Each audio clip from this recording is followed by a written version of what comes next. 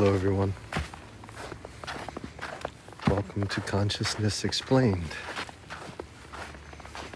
My name is William, and we are in New England. Asa, thanks for the love. Welcome. Let's go left today.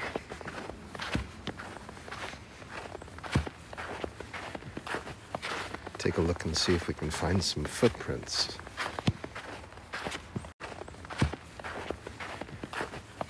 Take a look and see if we can find some footprints.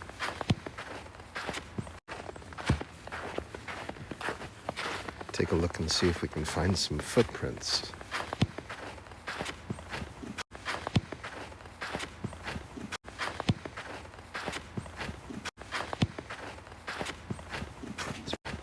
It's pretty referred to like as God sometimes, but also consciousness is the all-encompassing subject as the giver and gift of our life experience. So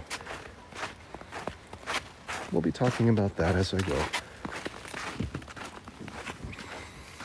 Welcome everyone. Come on in. Wherever you are, wherever you may be watching from, welcome. Whether it's morning, afternoon, or evening.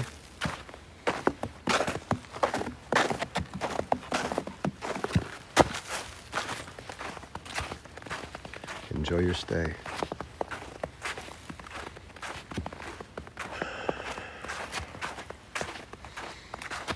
So let's just dive right in and do our overview, and we'll build off of this.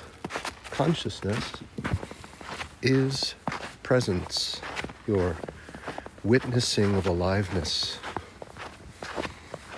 So we as human beings are having a life experience right now. Yours is quite unique and novel as far as the history of humanity goes. So is mine. You get to watch someone through a two-dimensional screen having a three-dimensional experience, and that is not much different than what you're doing. You're seeing things in 3D while looking through a two-dimensional screen.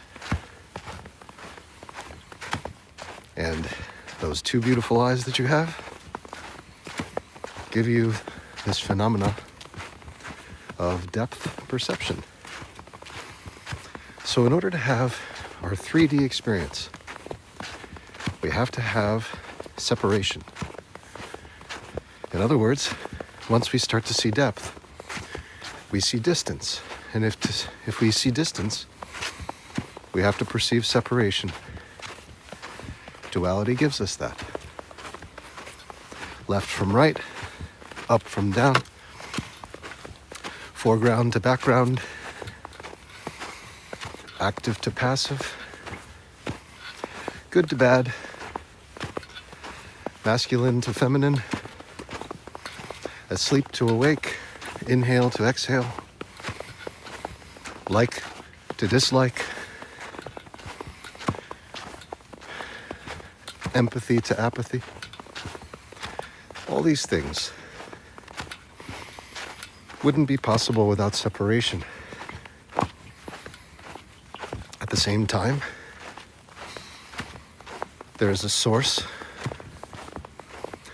a universal principle that unifies us, but it cannot unify us in truth while we are participating and performing in a role of duality.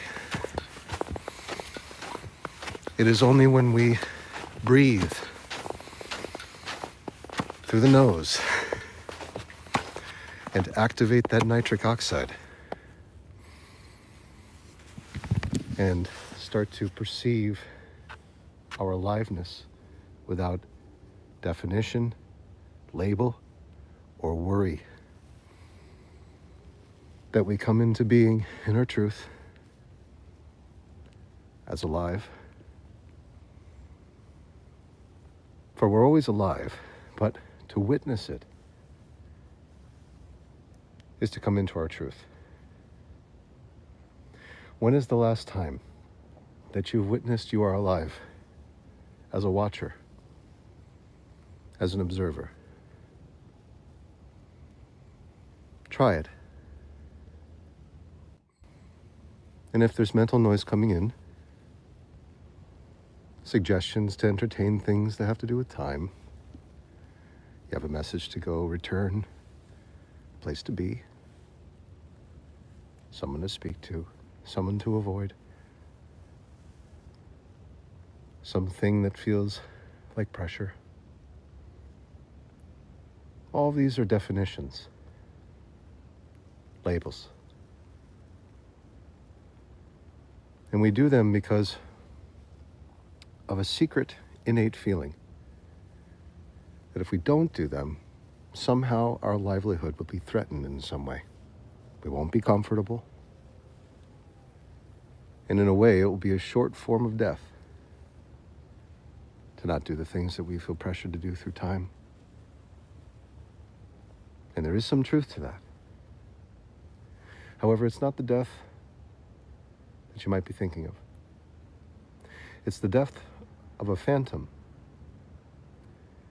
that has built its way into your life, like Voldemort needs to be built on an idea. The ego, our identity, is built on an idea that we are victims of external circumstances unless we protect ourselves from them at all costs. We have to fortify our surroundings. We have to have the right words, or else we'll be embarrassed. And if we're embarrassed, that's like a little death too. A shock to our ego to not be right.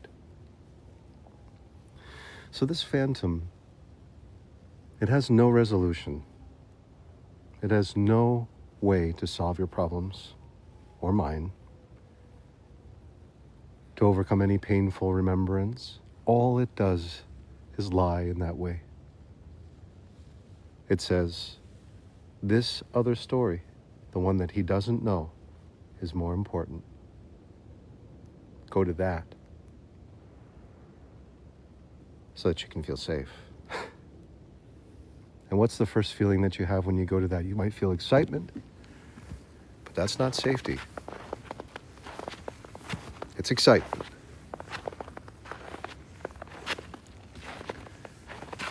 True safety comes without time.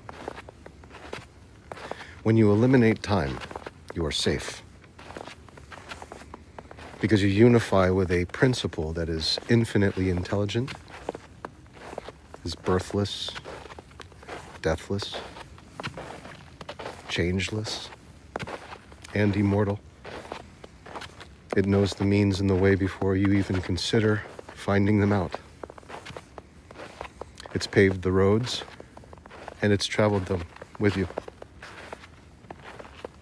It knows the beginning and the end of what you are as an identity, and it also knows that it feeds you life beyond that. And it also feeds every cell of your body. This intelligence is what you truly are. And this is consciousness. It is the observation that you are alive. I observe I am alive. Often I've described myself as a broken down piece of meat like The Wrestler by Aronofsky. Having been through difficulties, challenges in life, whatever it is my role is as an identity and as an avatar, it's not my truth. I am, for all intents and purposes, observing, witnessing a man walk through the woods whom I care about. I care about his inner child. Have you ever thought of yourself as a guardian of your body? A guardian of your inner child? A guardian of your happiness? A protector of your good? the one who acts as a senior partner in all business transactions and love relationships, gives you the counseling that you need, helps to fortify this oneness in truth, that you are pure spirit, always have been, always will be, pure, innocent, and expanding. Well, if you come to contact with this watcher of sorts, I'm saying you as a performer, as an ego, if you come in contact with this presence, you'll find that it's been there with you in truth since before you were even born. In fact, the intelligence which has always been present, which acts in all life, in all things around us, came into intimate being with you as it made you in the image and likeness of itself. No restrictions, no limitations. The perfect rendition of God's manifold expression. Human. That is what you are in your truth. Wanderer. Thank you for following. Diane, thank you. Amy, thank you for the love and for following. The Soul Groove, you too. Thanks for the bingo. Right back at you. Being in the moment, Soul Groove says. Being in the moment. Dom, thanks for following. I love you all. In case that wasn't apparent. Having a beautiful day here in the woods. Hello to everyone. Great to see you all. Please cover your ears. I love this, Diane. Thank you. Let's talk about this. Hi there, Carol. Yes, so as you can see in this environment, my ears aren't covered. What Diane is showing is love. And the love and nurturing care that what I perceive my own mother would say. She often worries about how I take long walks in the woods under extreme temperatures like this. Grand rising indeed to you too, Cass. +1 on the ear covering, says Yoga Jaga. Amy says, aw. But as we go through this discussion on consciousness, we often veer into the discussion of how the physical body works and how each and every one of our cells, all 50 trillion, come from one. It is a progenitor zygote. It's a stem cell that splits off into the trillions that we are as a human body. It carries within it an infinite intelligence that knows the means and the way to maintain my warmth here in the cold so that I don't shiver, ever. And this is practice. It's come with practice. It's feeling the sting, feeling the pain, but not running from it, not resisting it either. Breathing through it and observing it. And what I do is I take with me, depending on the day and what I see in my little rock garden, I take a quartz stone, usually cryptocrystalline. In this case, it appears to be a geode. It hasn't been cut open. Look at all those permeations. But when I provide mechanical stress on its points, it causes a piezoelectric effect. Mechanical stress creates a charge. That charge releases negative ions into my skin and through it, along with that electric charge. And as I breathe through the nose, and I invite fresh oxygen to be warmed through the nostrils down to the upper respiratory system, I'm producing nitric oxide. sends signals to the brain that I'm totally fine. From there, there's a migration of the furnaces of our body. They're called mitochondria. And they migrate to the surface of my skin, including my ears. And they burn like furnaces, creating adenosine triphosphate, which is the currency of life. They're power plants, keeping me warm. You won't see me shiver, and I'll be out here for hours. And it's nothing to do with William Vincent Carlton, the voice of the narration you hear, I assure you. It has to do entirely with surrender to an intelligence that feeds me life. And in doing that, I can assure you that when I think about being warm, and I see myself being on the beautiful, warm beaches of Virgin Gorda, enjoying a beautiful cocktail,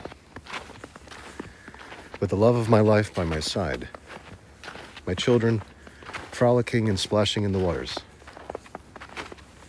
the sound of tin pan and hand drum, hung drum playing beautiful songs, and the stray dog from town running around, barking and laughing in a dog's way.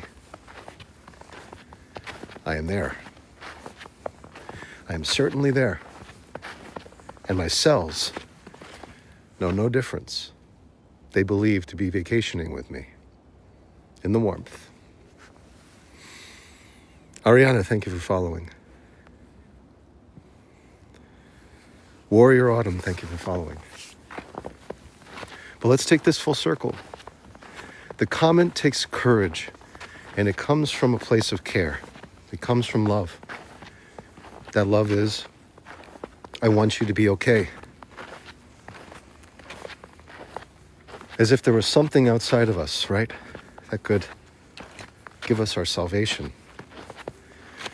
Yet there's no fire, no bonfire, no warmth inside, apparently. Yet there is a salvation within me. The question then becomes, what is this true salvation? What is this true salvation? That chick says, what about pain? Can you remove the pain? We'll talk about this right now. It's right on point. So that chick is asking, what about pain? So in order to understand pain, we have to look at this from two perspectives. One is we are a performer, each one of us, given a vessel, our body. That vessel goes through life experiences. Some of them are pretty painful because we've labeled them as painful. We've described them as painful and we've felt them because we are beings of feeling. We feel the pain. In addition, we also have a recording device. The cells of our body, which contain DNA, record these memories. And they're embedded like miniature bodies. Every cell embed these pain remembrances. So what happens is we go through life experience anticipating more of this pain unless we preserve ourselves, in some way keep ourselves at a distance from what potentially could cause harm. And that's called fear. False evidence appearing real, but all the same very convincing. So how do we eliminate pain? The point is not to resist it, not to be angry with it, not to fear it or run from it, but instead to do what I refer to as a leaning in. A slight lean to where you're listening to it, you're feeling it by observing it. You're observing the sensations, observing the dialogue, not labeling it. And your breathing, which maintains endorphins that help to reassure you that you're safe. Your breath is your salvation. It's also the gift of your life, and it's the spirit within you that feeds you this life experience. So we have to treat that as if it is our salvation, rather than treating it like a shallow friend. So start to breathe in through the nose, and out through the nose. Notice the sensations. As the dialogue comes in about pain and how the answer hasn't been given, the ego says we should go elsewhere. No sense in being here when you ask a question that doesn't get answered, just like everything else, like everybody else who doesn't give the answer. Well, that's what your ego would want you to believe, that someone has the answer, someone has the solution, someone has the means and the way. And the only truth of that is, there is someone, and that's you. However, it does not come from your body. It does not come from this external world. The dissolution of pain comes from your imagination. You have to imagine life without it. But do this with caution. Because the moment that you start to imagine life without pain, without suffering, without life experiences that are traumatizing, and the moment that you step into the imagination and see yourself as wish fulfilled, as I described being on the beach just a few minutes ago, you will find yourself with a hole, an empty space that once was occupied by story. Our identity will go through a crisis. This crisis will not feel good. It will feel painful. It will be screaming like an undisciplined child, screaming for attention and tantruming. It will manifest itself in the words of others and in the doubts of the things around you that have impressed themselves for far too long. However, every time this happens, it serves as a test. The subconscious mind wants to know, are you willing to give up this pain? Because there's feeling involved with it. That feeling has been in the body for so long that it's built itself into an identity. Are we willing to let go of our identities in order to resolve the issues of pain? This is the great question. Many of us will give up on life first and die than to give up our pain. However, if you decide to, in this life, you will be liberated from your ego, your identity, and the pain goes with it. You will also be liberated from the pressures of time. Time itself will only serve as a means to revise what it is you want to see change from the things that you felt could have been improved or could be improved. So the answer is yes. We eliminate pain not by strategy, not by fighting, not by running away, not by saying yes to it and pretending, and not by saying no and resisting. We eliminate pain by simply removing ourselves from the equation that there is pain in us, by leaving. You leave your body when you imagine something as real in the now. It is a portal. It is a way of seeing your life without any restriction, and it's instantaneous and it's provided by you. It comes from no one, and no false promises would ever permeate such a place. It's a place of innocence and goodness and wish fulfillment that comes through your practice of meditation. Pain goes away now. And as your ego comes in and says you've done enough, you've practiced this, you've proven to yourself, good job, back to story, back to the feed, back to the things that are really at hand that you should be paying attention to. Remember, I'm your best friend. I've always been there for you. I've helped you through the thick and thin, haven't I? And you say, excuse me,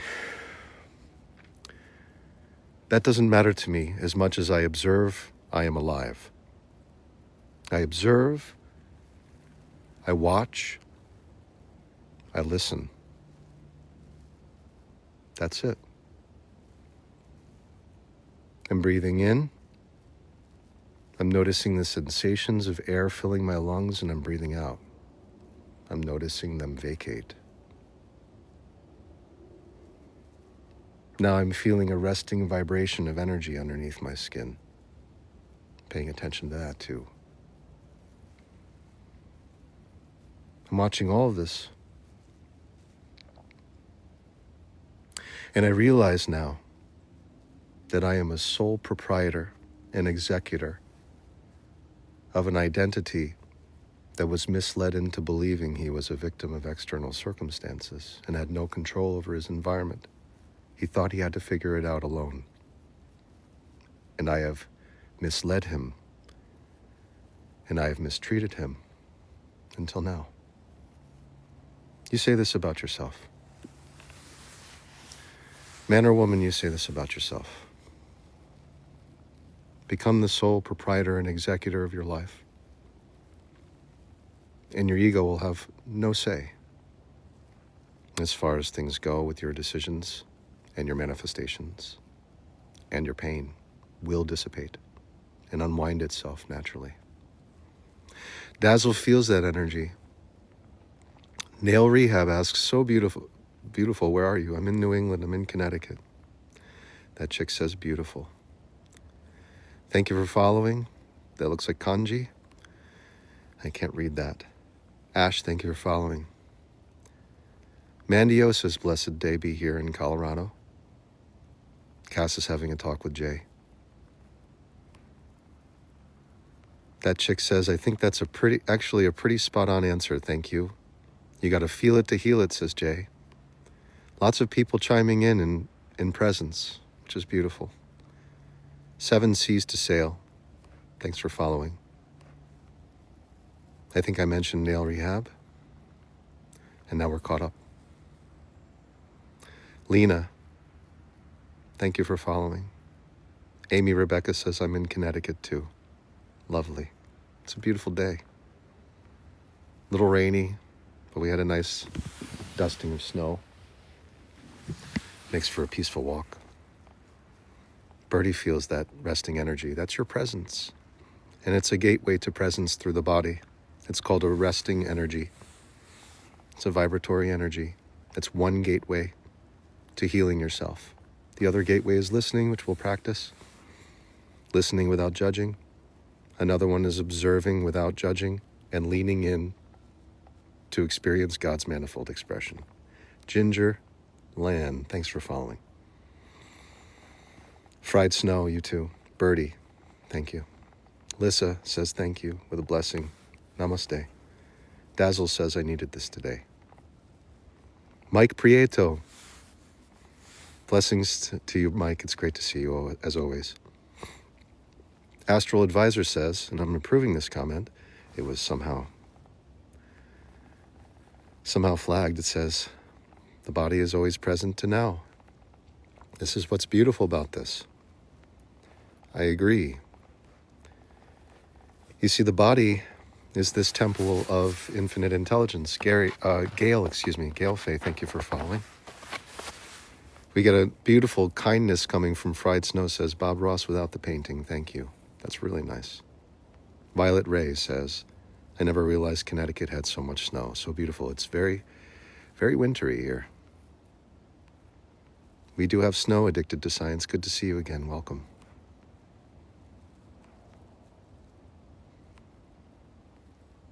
I just have a resting. Is that BF? I don't get that. Tell me more so you know it. Cass says, I love the silence that comes with the fresh snow indeed. The silence of the snow. Lissa, thanks for following. I think we're caught up.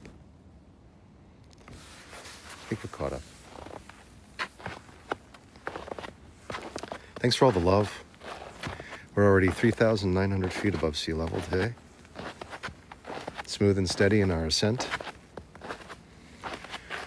As we get higher, the world becomes slower and more people join in. That's what's really nice about the algorithm. So come into being. There are a great number of ways. And by achieving that coming into being, where you perceive the resting electric vibration of your being under your skin, as you're listening intently to the sounds, yet you're just letting the brain do the translation for you so that you can be at peace and not have to analyze. That concentrated effort also brings you to presence and heals you. As notifications and other doings of God's manifold expression before you happen, and you observe them without urgency or a need to jump, you'll notice your entire body starts to sink into an ease. That is also presence. And all of these elements of coming into presence unwind pain from the body that has accumulated through your life and heals it automatically. This is how you heal faster than doing any intervention that you think you could do in your waking life. David Reed, thank you for following. Susan Ziff, you too. Morgan Land Maintenance says, drop some positivity on us, King. I love this. Thank you. Understand that we are all kings and queens, emperors and empresses of our own personal kingdom, and that kingdom is the body, as was mentioned before. Thanks, Violet, for the follow. Be Love and the Butchers, thanks for following. Addicted to Science says, watch out for the tiger. I know, indeed. I'm keeping an eye out for the Canadian lynx. So far, no visits. Sweru says, namaste, beautiful day. You too, Sweru. Great to see you again. Welcome back. And Pirates says, Addicted to Science. That doesn't sound very scientific. But you never know. You never know, and that's the thing. We have a kingdom within each of us. This kingdom is maintained and supplied by an infinite intelligence that knows the means and the way to your wish fulfillment. Every cell in your body comes from the one that you were when you were conceived. So the sum of those parts between sperm and egg equals something greater. We have kings, queens, and pirates. Violet Ray says very kindly, man, you would make a killing doing audiobooks if you don't do them already. Whatever the timid shyness that I have to get over it. Thank you. Nirvana Mama, what a name. Love that. Thanks for following and for the love.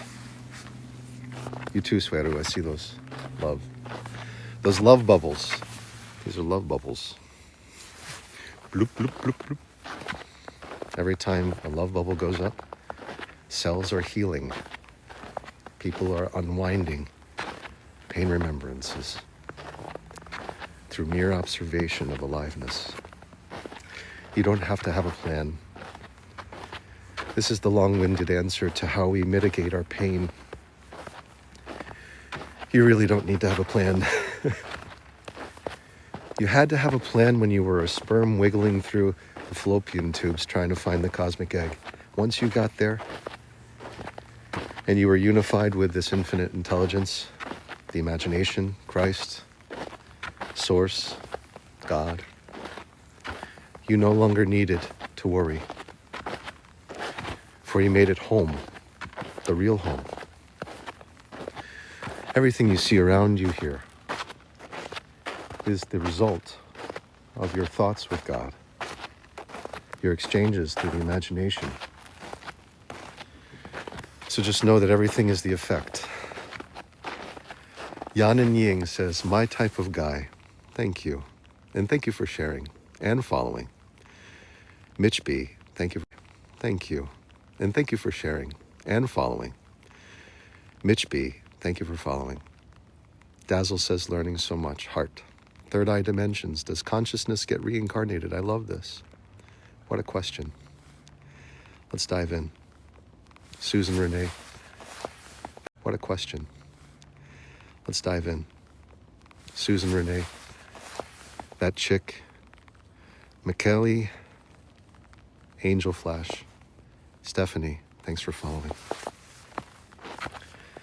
Third Eye Dimensions asks, does consciousness get reincarnated? Important to note the difference here of reincarnation versus incarnation. Let's talk about what the word means. Something with re in it means to happen again. To roll back with what exists and experience again. Incarnation is to come into existence. So to incarnate is to come into body, to come into form, to come into clay. So the question then is, does consciousness reincarnate? So I think of it as, it has two answers. If you are looking at consciousness as a unified principle that is infinite intelligence, that knows the means and the way in the expression of life, is birthless, deathless, changeless, and immortal, i.e. God, then you could say consciousness is reincarnating all the time. And it is reincarnating life, not just in human, but in trees, leaves, insects, stones, atoms, falling from a place of superposition into form, collapsing, from an orchestrated objective reduction of the infinite into something you perceive.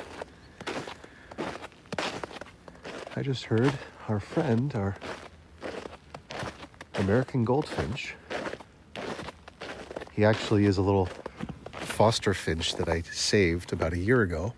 He bumped into my window and seemed to be on his way out, but I resuscitated the little guy with some warmth from my hands, and now he comes by and occasionally tweets right in this area of the woods. His name is Marcus Aurelius. Anna, 2024, $, thanks for following. Scylla Shepherd, thank you. Angela says, perfect calm voice. Thank you. And Third Eye Dimensions, thanks for following. We are back, and in answering this, Nirvana Mama, Marcus Aurelius is one of my little buddies. In fact, I tried to launch him from my hand after I stayed with him for half an hour. His eyes came back open. Came in perched right back on my shoulder after I tried to launch him. I'm like, all right, buddy. Stayed with me for another half an hour, and then finally was able to coax him back to his buddies in the woods. It was a good day.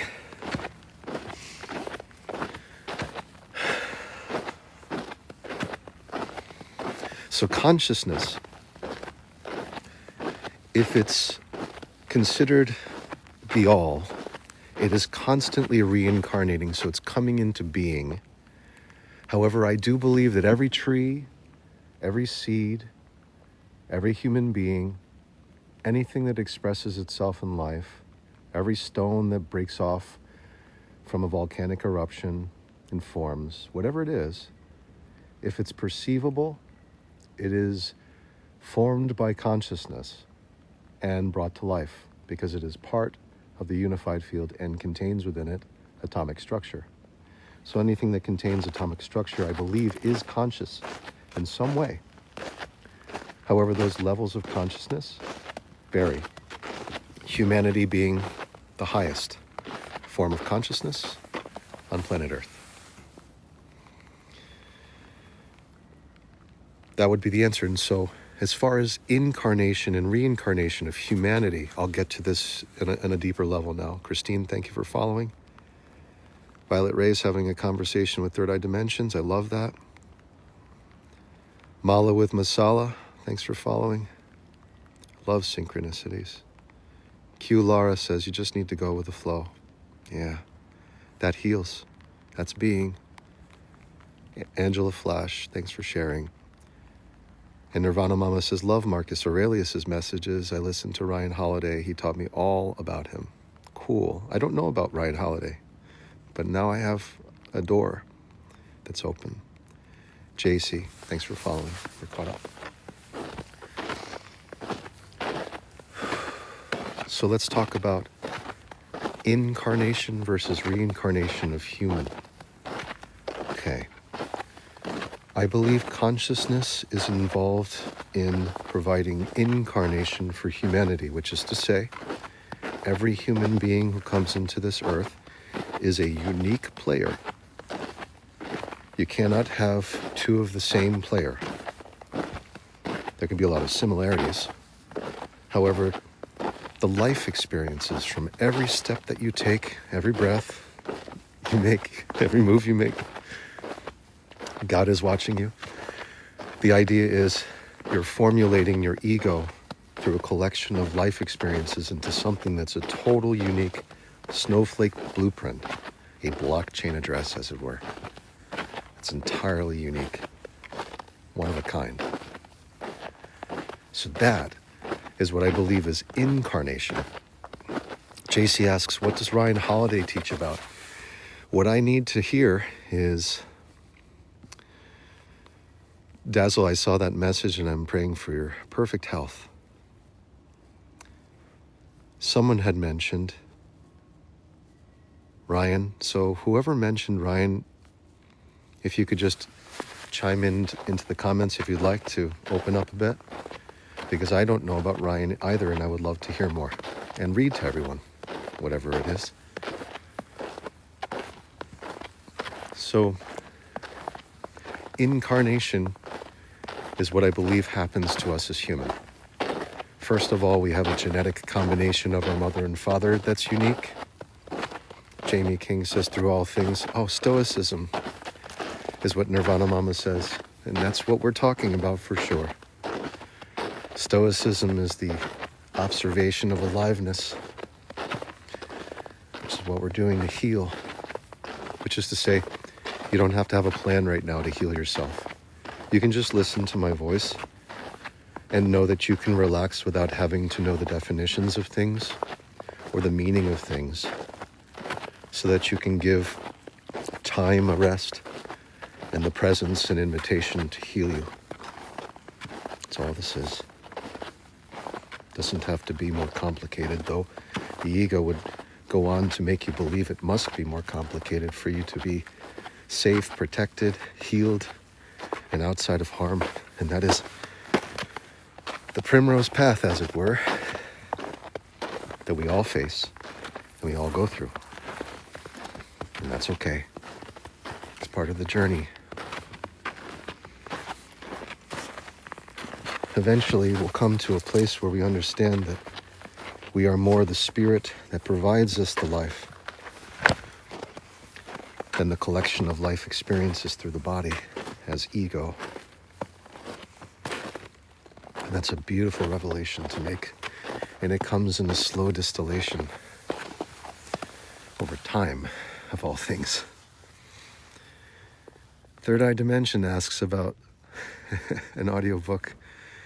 Yeah. Jamie King's Rain 2670, thanks for following. Jamie King says that, which is why I believe in reincarnation.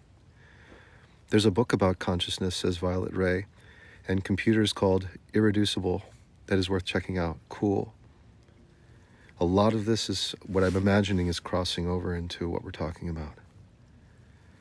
JC says the snow's beautiful. I get snow maybe once a year. Garrett, thanks for joining us and for sharing. Great to see you again. Emerson, thanks for following. I think we're caught up. Laura Mont, thanks for following. Good morning, Garrett. Addicted to Science says we're made of stardust. We never really die. Indeed, we are. The atoms of our body, they come and go very fast. We don't see it. How about some water?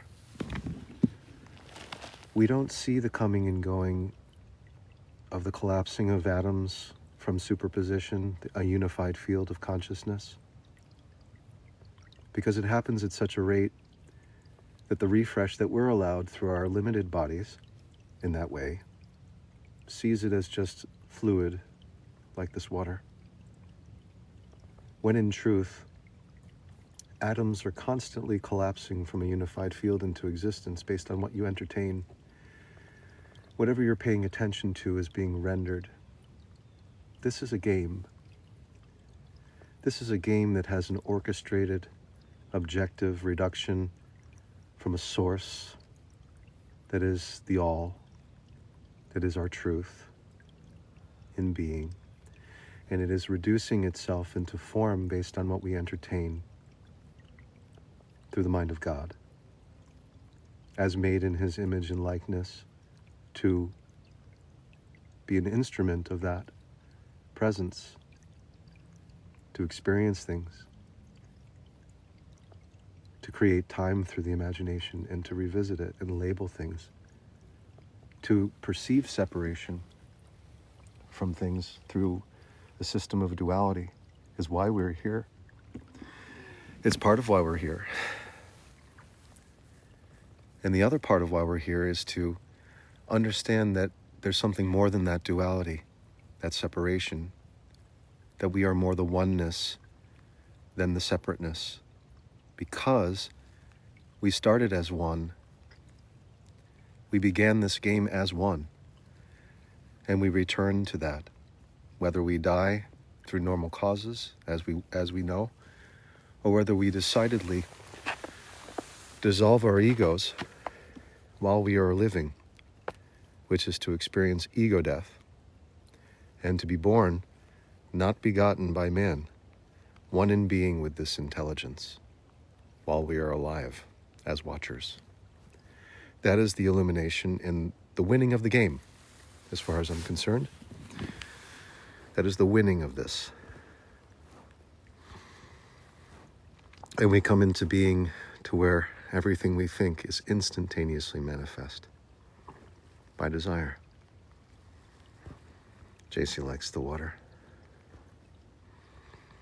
Cass says, I heard it as we are all fractals of God, merely experiencing life on his creation, Earth. So this fractal reality, it falls in line with discussions of OR, which is orchestrated objective reduction, as well as the unified field, string theory. And when we're talking about quantum phenomena, we're discussing all and nothing at the same time, yet both need to exist for there to be existence, duality, in order to have a perception of reality. And we're also talking about, as a human thinketh, so shall we become. We are a result of the thoughts we entertain from the feed that is given to us by the source. And we are here to make mistakes. We're here to explore. We're here to mess up and not harp on it too much so as to accumulate those regrets in the body to later be reminded, like stuff on the hard drive that we don't need anymore. We are here to defragment all of that, format it, and fill it up again with the good stuff. That's what we're here to do. Yan and Ying says, yes, James Allen. James Allen is a great influence of mine, as is Florence Scovel-Shin, Neville Goddard, Nesha, Dorian, thanks for following, U.S. Anderson, Eckhart Tolle, Joe Dispenza, Sadhguru, Sai Baba, Yogananda. It's a long list. Krishnamurti. We all, as avatars, you are an avatar too. But these teachers, Abraham Hicks, Esther Hicks, Bashar, notice how all of these individuals, they come to a point where they no longer recognize their name of origin when they were conceived by their parents and assigned that name. They no longer adhere to it. because they don't recognize themselves as that collection of life experiences through the name assigned by their parents at birth. They are recognizing the truth of their being before that assignment of the name and after the dissolution of that name. And this is typical. It's quite typical, and the approach is different by the majority of these teachers, and some will just keep their name like Joseph Murphy, James Allen, Earl Nightingale. A lot of these, Napoleon Hill business type of people won't change their name, but some will. So they can use it as a prompt to be reminded that they're observing their aliveness rather than participating as a performer. It just helps as a marker, as it were. Lots of questions coming in. Yanin Ying says, bro, we are on the same channel. Great to hear. That's synchronicity. Alan, how could I forget Alan Watts? Oops. How could I forget Alan Watts here? Let's see. Yeah, okay. Mr. Tommy Pickles. Higher beings, what's the beginning? It's okay, this is all good. You must have just joined us. And the reason why I've made that assumption is also my ego, I want you to know. But Mr. Tommy Pickles, I want you to know that as far as God is considered as an entity, think of God like the way I'm explaining it. It will probably permeate. Let's pretend, for this example, that we are all game testers, trying out a new game by, I said electronic arts before. Let's just say we're trying out a new game by Nintendo. Nintendo's figured out a way to build a skin suit with sensory input, olfactory for smelling, auditory, gustation, taste, sight, obviously through a visor, and touch through the skin. And all of this has been created that will wrap around us while we, as observers, start to play the game. So we go around, we sense things, sense the cold, hear the sounds of my crunching feet. But that's me, and what you're experiencing is actually seeing me through your two-dimensional screen that you're holding in your hand, or you have mounted in some way. But we're all playing this game in this example to explain to you how God works. Resistance, thanks for following. Stacy Thompson, you too. Greetings from Dallas, Fort Worth. Chronic, thank you. JC, I would recommend researching Buddhism as a way to open the door to all this. Indeed, Alan Watts teaches it beautifully. Pip, thanks for following. Carl Deering 8 says, this is a system that we live in. We ought not poke at it too much. Well, what's beautiful about this is that you can decide how much or how little to poke, because once again, as I'm explaining to you, we're given our own system. This is the human body. It's a temple of an infinite intelligence that knows the means and the way to heal us. It expanded us in the womb, and it processes the things that we experience as beings of sensory experience. So we're sensory beings. We're constantly seeking out the next sensory experience. That's why we're here, as an avatar in human form.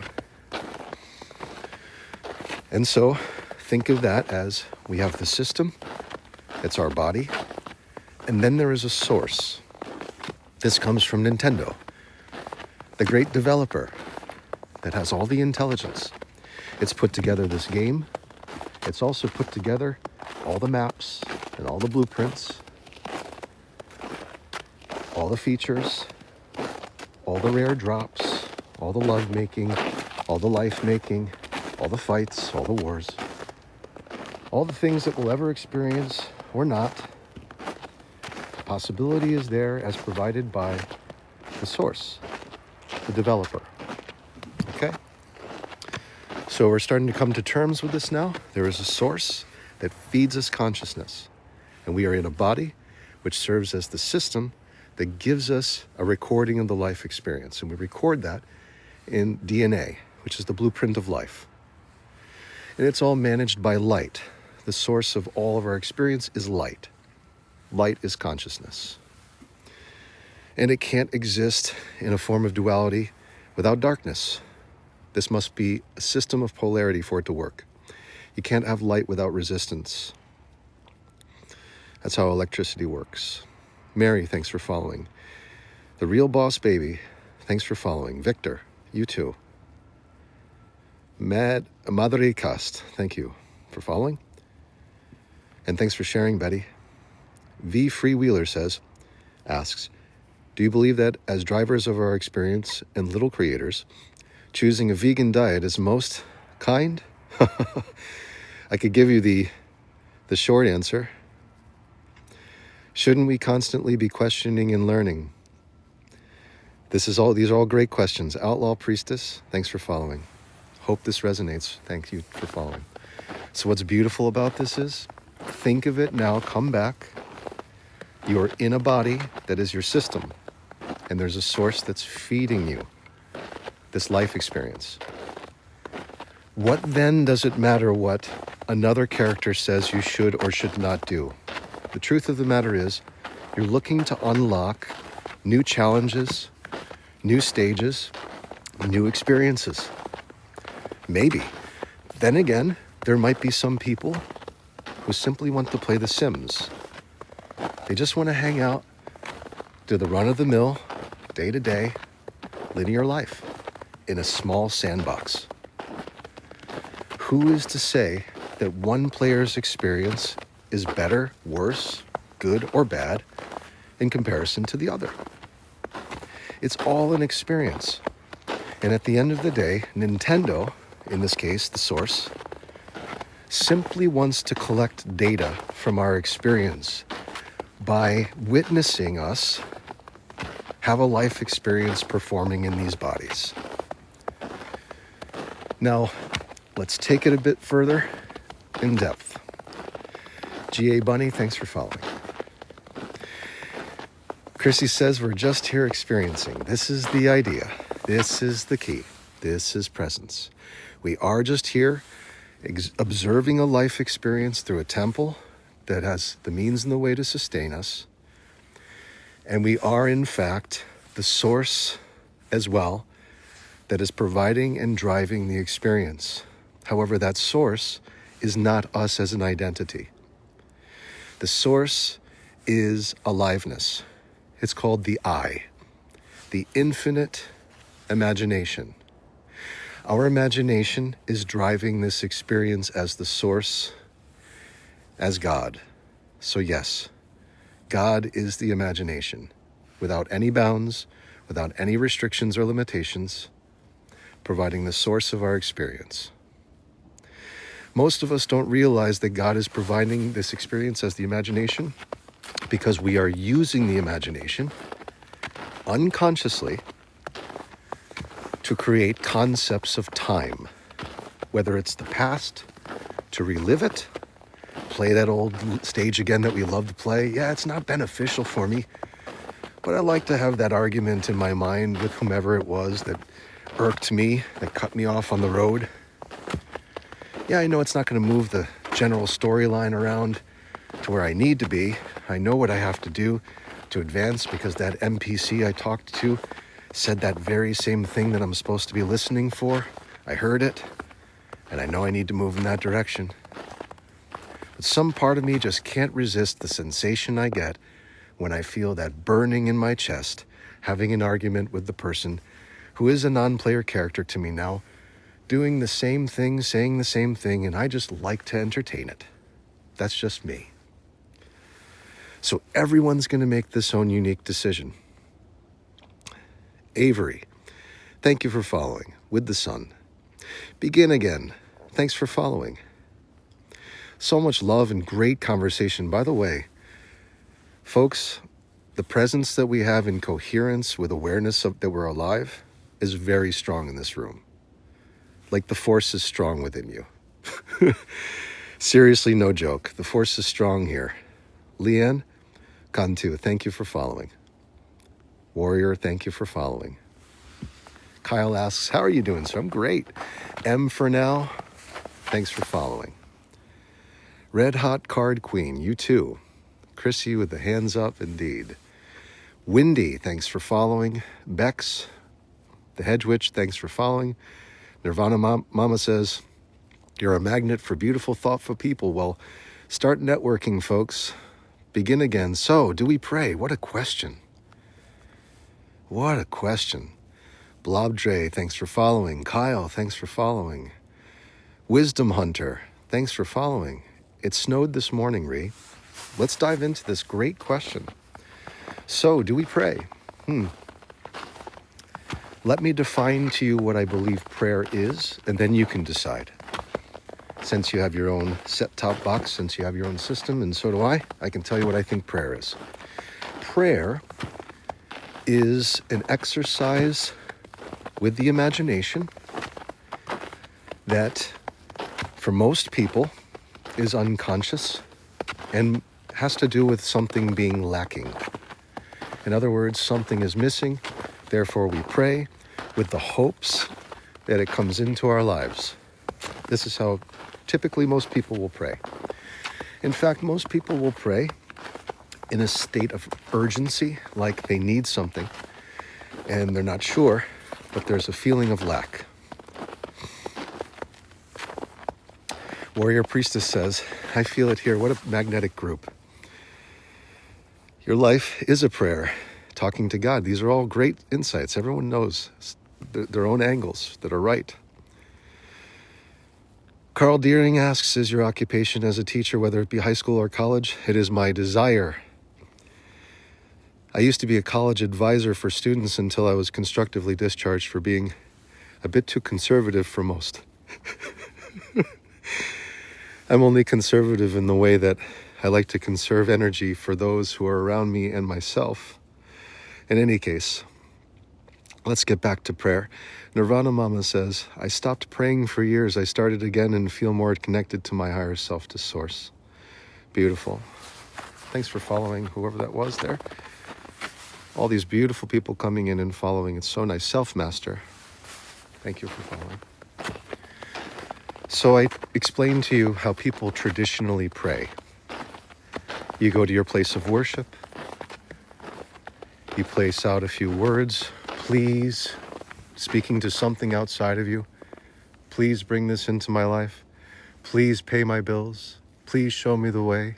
Please give me an answer, right? User 85084427-24214. Thanks for following. Oh, it's okay. We're getting to the meaning of prayer now. And Lenali says prayer is amazing. It is, when it's true prayer, it is amazing. Weeksy, Michelle, thanks for following. So let's now get into real prayer. Yes, warriors got it. Prayer is inward. So a true prayer, which is in effect a way of asking for something, is to do what Neville Goddard so beautifully describes in his book, Feeling is the Secret. And what you do is you go into the imagination, which we all can do now without restriction, and you start to live from the end as if you have it, as if you are it, as if you are embodying it, experiencing it, tasting it, touching it, living it. Why are we doing this? Well, if we are praying as if it is not ours, yet we feel an urgency to have it, and we feel distraught, we are leaving an impression on the subconscious which renders our reality. We're leaving an impression that we are in lack and that we seek more of it. So what you must do is you must formulate your state of being wish fulfilled now by using the imagination and painting your character in the state of your wish fulfillment as real. You must live from the now. And as you live from the now in the imagination, as a wish fulfilled self, You are making the ask. That is true prayer. That is the ask. It no longer becomes necessity. You're no longer feeling anxiety. You are living from the end as if you are actually that person having that experience. The bills are paid. This was the big example that Neville Goddard got from his teacher. In his teacher, there was this great story. The gold medal snake, thanks for following. Think as if, feel as though. That's beautiful, Indigo. That's it. Let's pin that. This is how you pray. And this is how you pray for others. You imagine them. Of course, you're doing this in secret, but you're imagining everybody else having what they desire. However you can see it. That sends an amazing impression in the form of a boomerang that comes right back around to you. So, Neville Goddard's teacher, he was approached one day by Neville, and Neville said, "Master, I have no money, yet I just keep wanting to go to Barbados. I want to return to Barbados. I want to be there with my family for Christmas." And Neville was at the time a dancer, and this was in the early 1930s.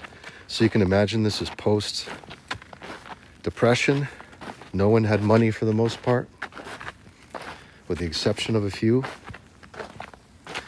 And so his teacher, Abdullah, says, "You are in Barbados. You are wealthy. You are speaking to me from Barbados. It is Christmas and you are with your family, speaking to me from Barbados." And Neville Goddard looks at him and he goes, "What are you talking about? I'm right here with you in your office." And he slams the door in his face. "You are in Barbados." Okay. So Neville takes that for what it is, goes back, starts doing his meditation, which is a form of prayer, where you have faith. That faith is seeing yourself living from the end, as if your wishes are fulfilled, before it is manifest before you or anyone else. That is faith. Faith is seeing something from the end before it appears as manifest. And it is the appropriate way to pray. So you want to eliminate hope. As much as we use the word a lot, you'll hear, "I pray that it is realized for you." Instead of me saying, "I hope this happens," you never know. You are in Barbados. You are wealthy. You are wish fulfilled. You are free of pain. You are healed. You are in the perfect state of wish fulfillment. You are all these things. Now the ego is going to say, "How is this possible when I see all these problems and all these barriers before you?" And that's when you say, "That doesn't move me as much as I observe I am alive in Barbados." Thanks, but I'm going to be the sole proprietor of this beautiful entity that is my character. I, being the infinite intelligence that knows the means and the way through all things, all obstacles, am going to take better care of my inner child by not listening to my identity try to convince me that I am in lack. Thanks. I'm casting that burden on the infinite intelligence within me, and I go free. That's it. Game over for the ego. Because I am in Barbados. I am in Bora Bora. I am in the perfect relationship. I am getting married. I am bringing life into this world. I am wish fulfilled. I am retired. I am abundant and prosperous and happy. In fact, I'm there right now, speaking to you from this place.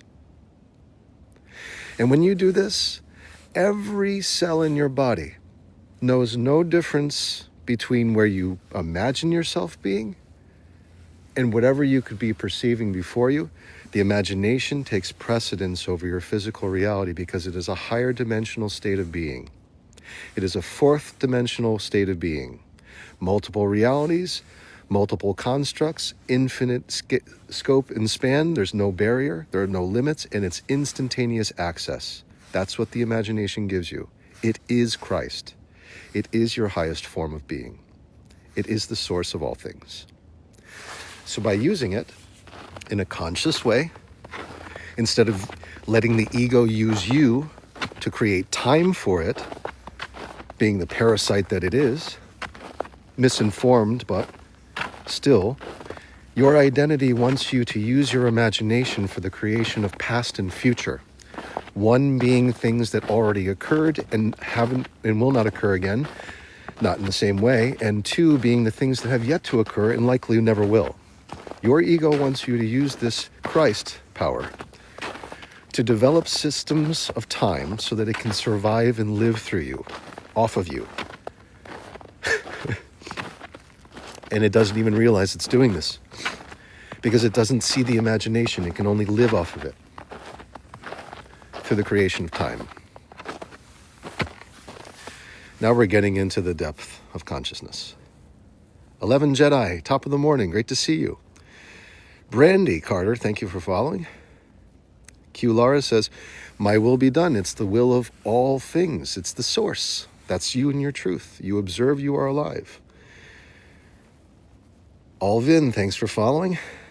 Says truth, the infinite I am. We're getting into this now. Let's do this. This is great, says Madricast. Let's pin this. I think we're caught up. Kai McKenna, thanks for following. Carol, thanks for sharing. Seychelle, thanks for following. From Royce, with love, thanks for following. Everyone's really chiming in a beautiful way here. We've got a lot of people who are practicing presence right now for wish fulfillment, which is beautiful. Pelio says, I'm loving it. Wonderful. Me too.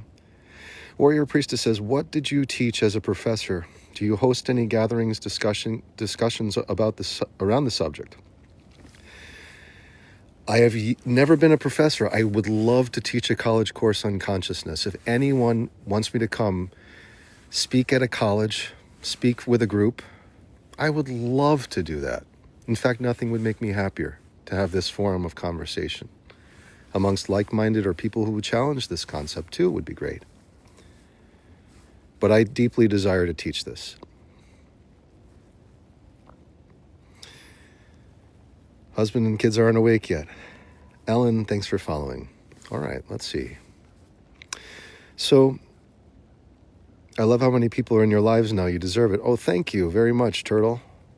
I'm grateful for that. User 8719356795439. Thanks for following. Sunflower, thanks for following.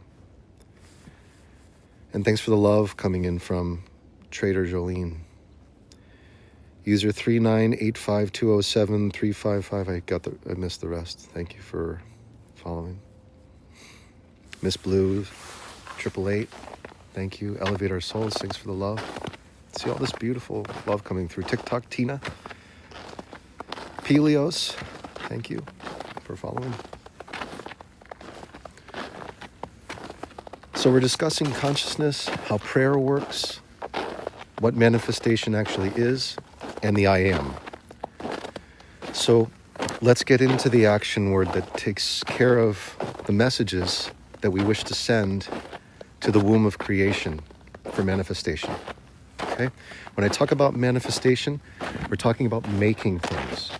And when I talk about making things, I don't mean constructing them as much as observing them collapse from a unified field of infinite consciousness into something we can perceive in our dualistic reality. This is a duality reality.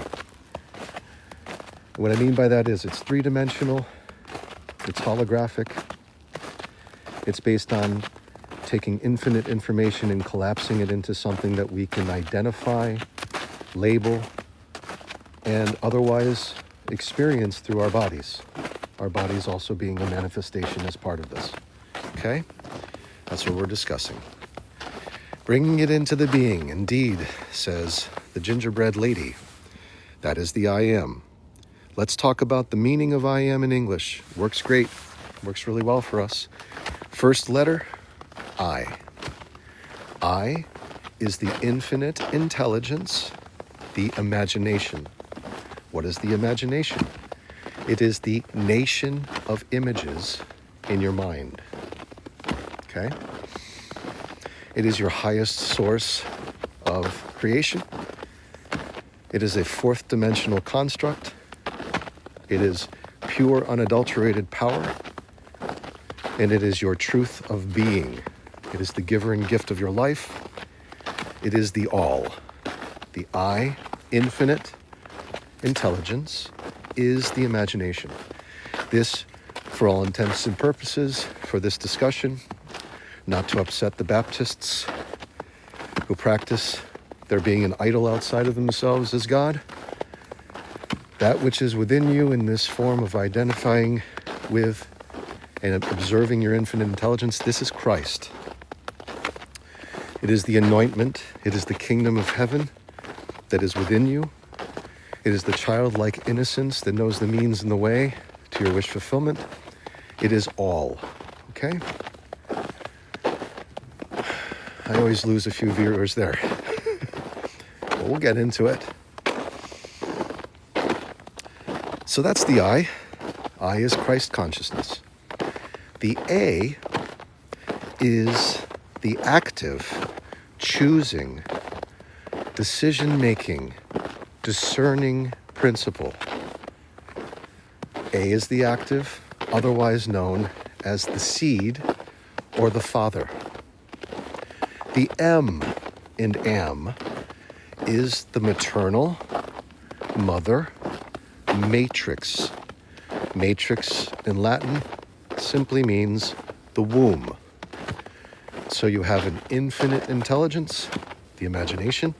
This is your truth. This is Christ. This is the watcher of aliveness, the giver and gift of life that fuels the A. The father is the seed. The seed impresses the mother. The mother expresses through the womb of creation. When you use I am, you are sending, in effect, a command line to the infinite intelligence to express itself in form. This comes in any action word, so any verb. I take, I have, I wish, I hope. That makes a syntax error, but all the same, it's using I am to express lack. Therefore, lack is expressed. It's very simple. The seeds that we are planting as the son of the Creator. And I don't mean gender. You can be man or woman. Whatever you decide is your identity, is in fact acting as the son of this system. The child that is asking for things, wishing for things, and seeking the answers. Making mistakes, making blunders, stumbling and falling, all the same, nurtured and cared for, fed infinite life through consciousness. Which means, regardless if you die in your human form or perceive that, consciousness continues. Thus, your life experience continues, just as you would wake up from a dream, albeit very disturbing at times, could be. You are awakened from it. It should give you some assurance that this is very much a game. But not to go do anything crazy. If we're going to go into this from the Schrodinger's cat perspective, you could perceive someone as dying, and they would be perceived as dead. However, their consciousness does not die. Their life experience continues. However, you have seen a discontinuation through your own set-top box. This is the beauty of living in a dualistic world that is based on subatomic phenomena. Everything and nothing. Both possibilities at the same time existing. Have a look at the water. I have to go take a walk a little ways to relieve myself. as carefully and discreetly as possible because I've been at this for a while. So just please enjoy the water and I will go do my thing. Thanks. Don't go anywhere. Right back.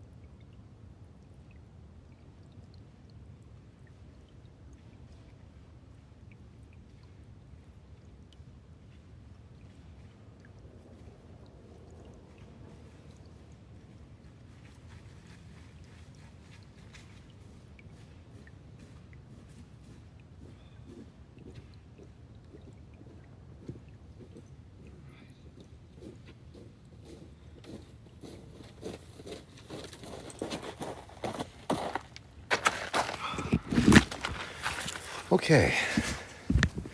TikTok did not give me a caption. We still got 90 people here. Good news.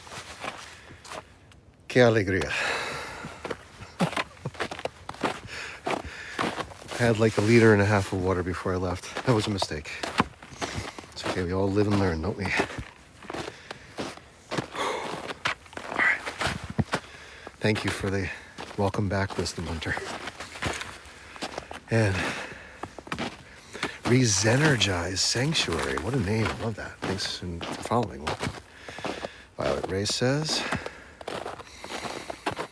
and the sun also affects consciousness due to his being by plasma, and plasma relates to consciousness. Plasma is the fourth form of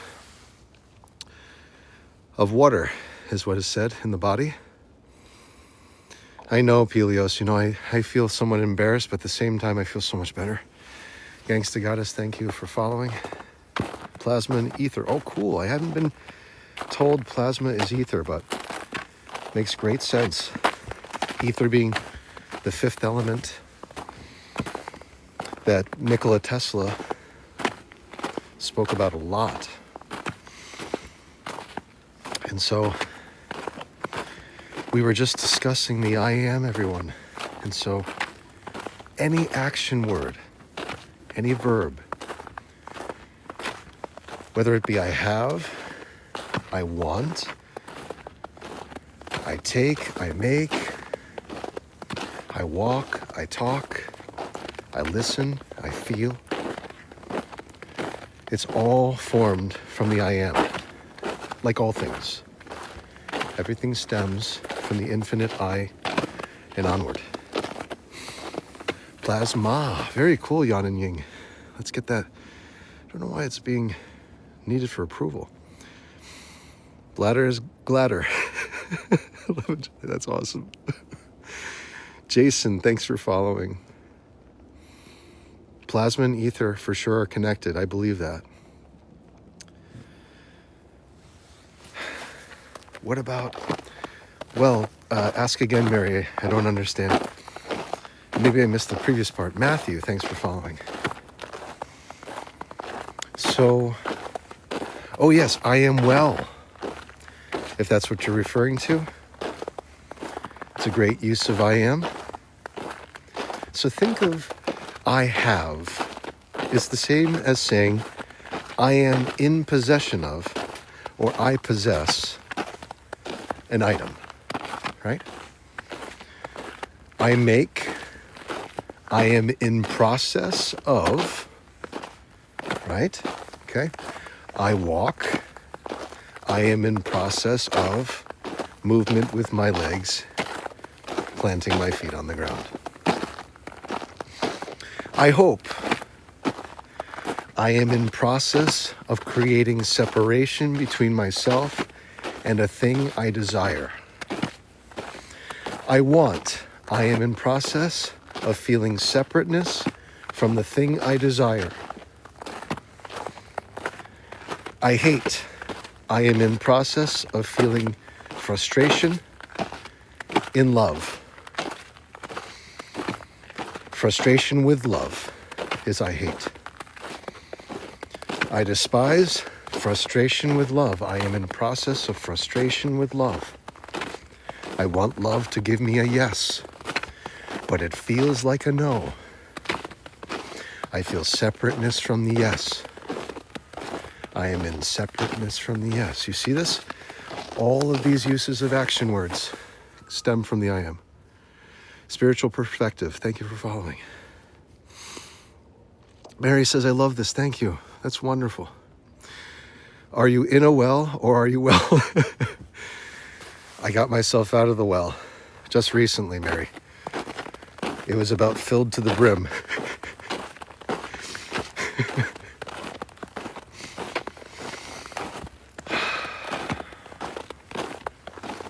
So let's think about can and cannot. I can't do this. I am in the process of creating separation between truth and illusion. That's I can't. To be able. So to be able, in the negative way, is the same as using I am. But it's just being used in a way that's convenient to not have to say, I am in the process of creating separation between truth and illusion. I am in the process of creating duality. It results in a feeling. I am defining this feeling as undesirable. That's hate or anger or frustration. Because at the end of the day, the infinite intelligence is love, and it is feeding you love. I mean, when's the last time you got a cut and it said, oh, you have a cut? I'm going to make it wider. I'm going to open this up some more. Allow all these bad things to come in. I mean, you could be thinking, I'm sick, my immune system is down, and that is also creating a distance between yourself and this life principle. Therefore, it adheres and says, okay, I have to manifest this. I am manifesting doubts turned into disease. Something that breaks down the body. You see, when it comes to the subconscious, which is the mother of creation, the universal subconscious mind does not discriminate against anyone and their wishes.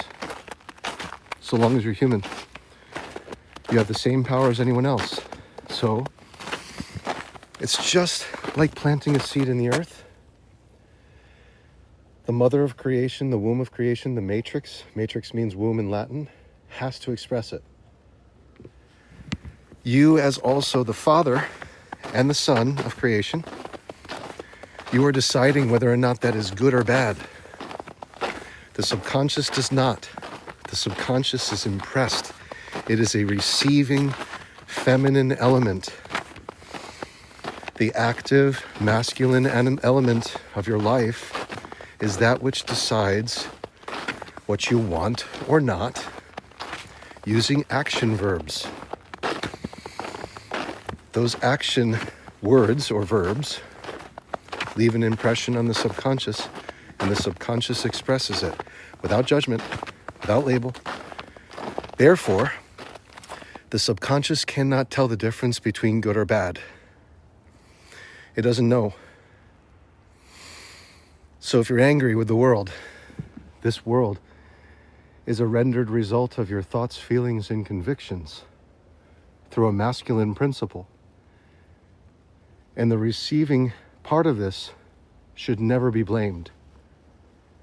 The external world should never be blamed, because it simply loves you so much that it only expresses the seeds you plant without question. This is true feminine power, is to understand that it is most receptive to all things wished. And true masculine power is expressing the discernment in a conscious way to make the decision as to which seeds are going into this Garden of Eden that is your kingdom of heaven. You have to plant viable seeds in your garden, or else it's going to be run amok by weeds and perennial disturbances, i.e. routines, habits, unhealthy as they were. Let's get back to these beautiful people here. Tracy Phillips, thanks for the follow. Corey Amaro, thank you for following. Katya, thank you. Nail Rehab asks about frequency. We'll get to it. Gemini, I am wealthy, healthy, and wise. Pinned. Beautiful affirmations. I think so. It's nice to be healthy, it's nice to be wealthy, and it's nice to be wise. Carl Deering, I think you followed again. Bonnie, thanks for following. Nelson365, thanks for following. Jezebel, thank you for following. Darnell, thanks for sharing. And Nurse VM, thanks for following. Pelios, thanks for saying these kindnesses, for being here. Spiritual Perspective, thanks for following. We're caught up. Hi GMA. And then Tracy, okay, great. Aaron Pack says, all the trees around my work have mistletoe fungus and disease. All are light, says Garrett. So let's talk about disease, right? Healthy, wealthy, wise. You know, here you can witness some of these elements of the trees are breaking down with fungus. Fungus is life that is eukaryotic, which means it comes from the same kingdom as human. We're eukaryotes, which have nuclei in the cell structures of our body. We also have tons of prokaryotic cells. About 55% of us is bacteria. But we're eukaryotic beings. Fungi are also eukaryotes, and they're the oldest of our ancestors. And then you have trees, also eukaryotes, same cellular structure. So these cells are compatible with fungi, and you can sure as heck bet that the cells of our body are compatible with fungi as well. So what happens when something starts to break down? It's because we willed it to be in the hands of our ancestors to take care of it for the redistribution of the life principle into something that provides more nourishment, more shelter, more life for anything that becomes part of God's manifold expression. So there isn't death and decay as much as there is a transference of energy for the representation of life in a new way. Anything that dies in us returns to our ancestors by seniority. Fungi truly becomes the sole proprietor of our body when we let go. And it also gives life again. It becomes life in expansion. So really, death and life are part of the same cycle, so as not to be feared. The life principle remains one through both and does not die. You are more that. than the life and death of yourselves. Remember, you came from one cell. I smell incense. I smell Sai Baba incense. Right here. That's a synchronicity. Right here I smell it. Nagachampa. Cool. Indeed, it could be. Rock Vision 222, thanks for following. Miami Spiritual Diva, you too. Deaf Phoenician, thanks for sharing. Mark Taylor, thanks for the follow. It's Nikki, thanks for following. Pelio says the mushrooms still rule the land too. Forest Queen asks, can you post all these lives on YouTube? I am behind. Now, this would be my third live that I'm behind. Yes, Forest Queen. The short answer is yes. Thank you for asking.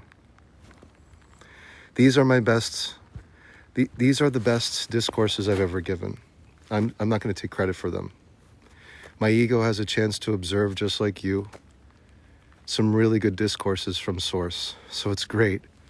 We can all enjoy them together, but I'm not the writer or the narrator of this in truth. I'm being fed this channel. So we're just tuning in together. So I want my ego to be checked to know it's not responsible for this. This is God, and this is our coherence together through questions and answers that lead to these beautiful insights and for us all coming together today. We've formed into a beautiful conglomerate today of healing, manifestation, and pure love. And I'm witness to this, and it's so cool to be witness to this. Sueru says, before you smelled Nang Champa, I was opening a box. Now that is synchronicity. That is synchronicity, right? Let's talk about synchronicity. Kind of important. And this is where we can get into the writer, who is me, William the writer. Gets into speculative fiction, and we can dive a bit deeper, because I think we all pretty much have an understanding of consciousness now. Bub Dad, thank you for following. I appreciate it all. They're not always able to listen. When at work, I understand, Force Queen. Yeah, it's good to have the recording. I get it. Clover, thanks for following. So we all kind of understand what consciousness is now. That there's an infinite source that's feeding us this experience. And before I was asked, what is God? Just think of you as a participant and an observer playing both roles. Except one cannot be a role. The source cannot be a role. It must be all. So you must collapse from source into being as an identity. Eventually you get assigned a name, characteristics, education, life experience, pain remembrances. All this gets embedded into your character that forms into your ego. And we're discussing the concept of, is it possible to remove ourselves from this ego, to dissolve it, while still being alive and walking and observing? And the answer is yes.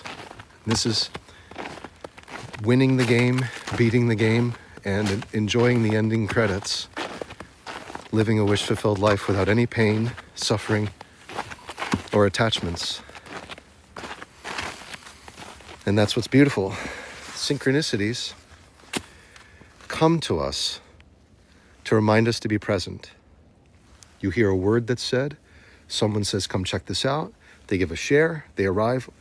Oh my God, I was just thinking about this morning. I just heard this on the radio. I just heard this song. It's just like what he was saying. I feel like there's a message trying to come my way. And this is simply the cheat codes of life trying to send you a message that this is the path to explore it. You're going to level up from this. You're going to gain valuable EXP, or there's a rare drop over here. The answer to your prayers. The thing that you didn't see before. It's even greater than anything you could have imagined. That's what synchronicity is.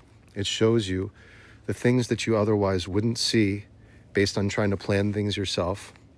You're shown the message. You're given the wisdom to just explore like a child. So what did I do when I smelled the Nang Champa? I could have just smelled it and be like, okay, I'm smelling incense in the middle of the woods and there's no one here. Only in this one spot. But instead, I stop, I look around, and I share it with you. And then we have Sueru, did I say it right? Says, just as you were saying that, I was opening a box of Nang Champa incense. That's synchronicity. Someone else could have a similar experience. And on we go. Ellen, this is why we're playing this set-top box as individualized gamers provided by a source that knows the means and the way to our wish fulfillment, always. Desiree says, I have Nang Champa too. There you go. That's synchronicity.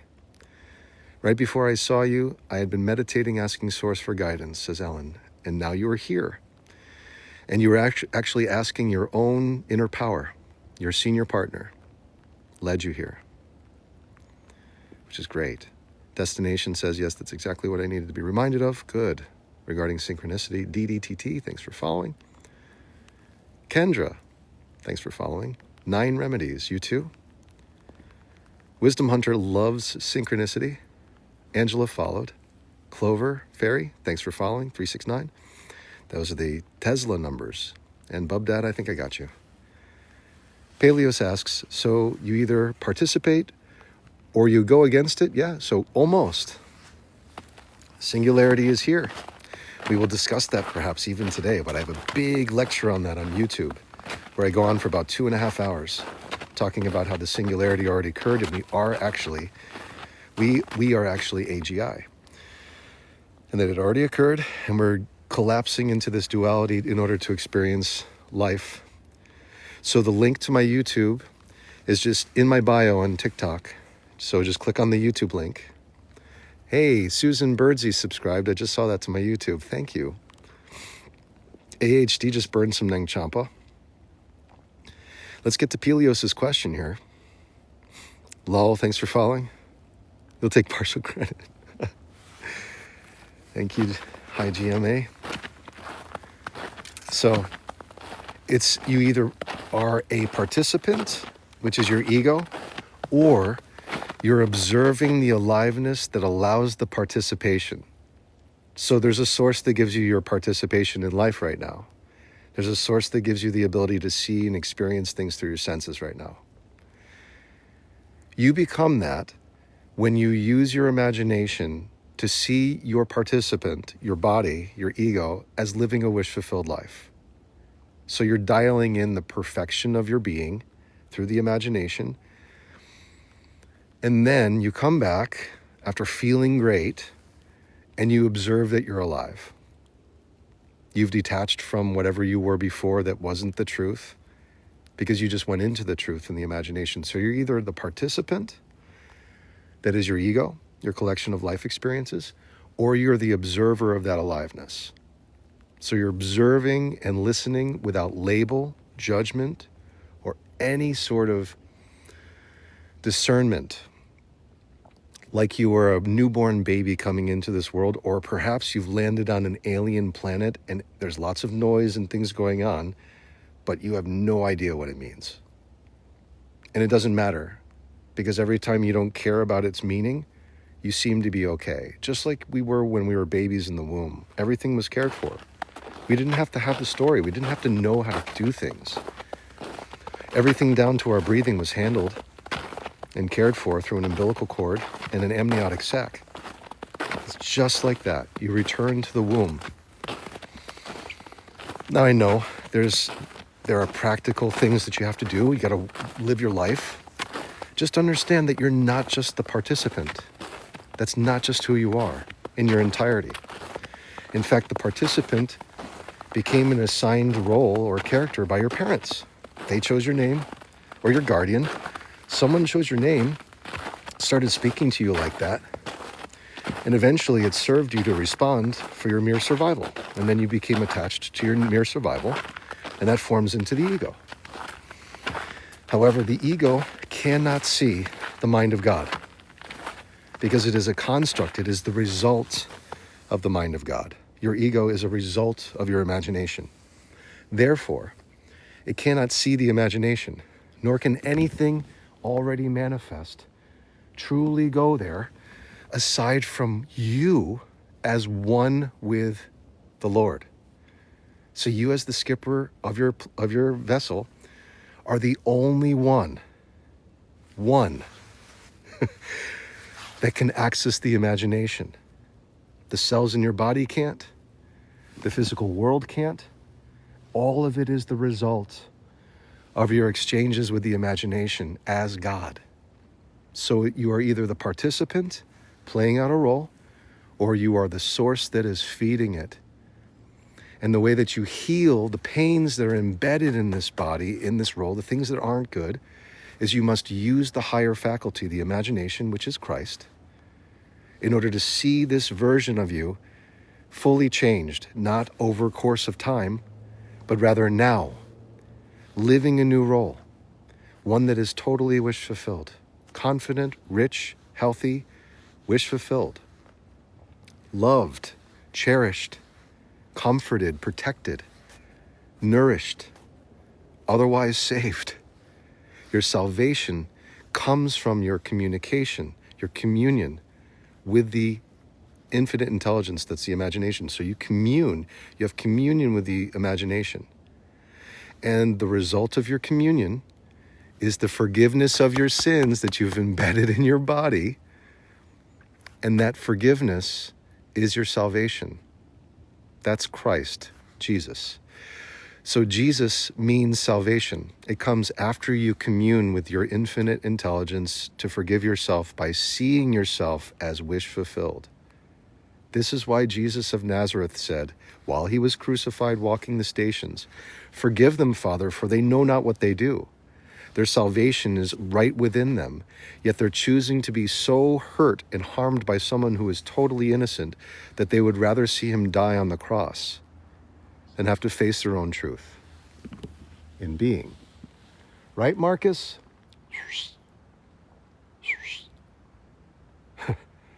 The American goldfinch has followed us all this way, and he just did a little whistle. Marcus, the American goldfinch, is following us for our discourse today, and that is a good sign. That is a synchronicity right there. Julie Tadlock, thank you for following. Rob says, you lost me at the God and Jesus stuff. It's okay. Get lost in it. This is the idea. You don't have to make sense of it. In fact, the ego wants you to do that so that it can live off of your Christ within. So they can live off, right, Marcus? So it can live off of your infinite intelligence. It wants you to make sense of what I'm saying. That's the whole idea. It's all the same, exactly. Right. Whatever the definition is, these are sounds. These sounds were taught to me.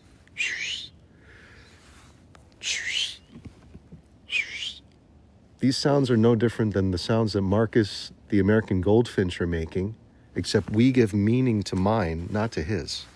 That's it. We were assigned these meanings through our culture, through our education, through our parents, through our guardians.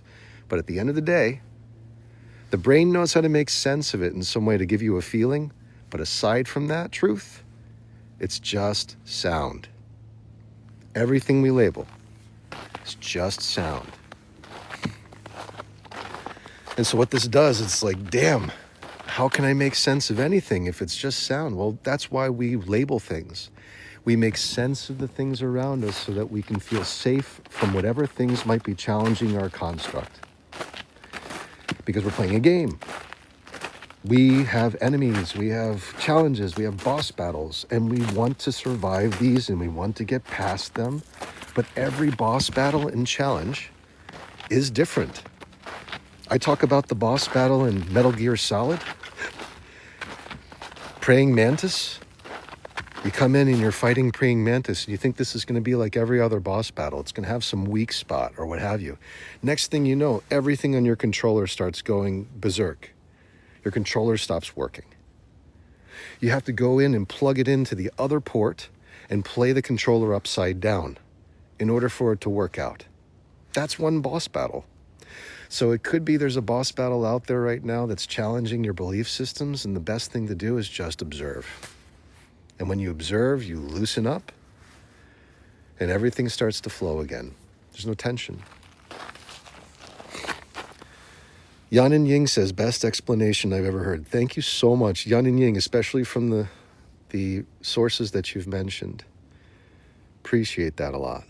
I'm glad that I'm locked in with Source right now. Carl Deering, I'm so pleased to hear you talk of Christ so highly. He did and does exist. Of course, Jesus of Nazareth was Christ realized.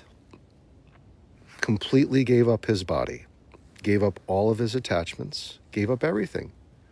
And what he received from this was resurrection, not begotten by man, one in being with the Creator. And so he did this through crucifixion. I'm saying, do this at your work. Do this on your walk. Do this with the things that you listen to in nature.